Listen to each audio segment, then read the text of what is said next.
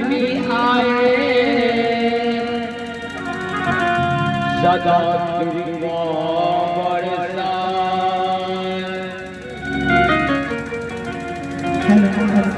तिलक तिलक दान कहला शांति के प्राप्त होय छै उनका घर में लक्ष्मी आवे छै भगवान कहियो हुनका घर खाता लक्ष्मी रानी सफल कब नहीं होय छै हमर हिंदू शास्त्र ग्रंथ प्रमाण छै आनंद रामायण का के लिख 34वां दोहा में स्पष्ट है लिखल भगवान के लिए फल चाहिए फल को अध्यक्ष महोदय भगवान के पास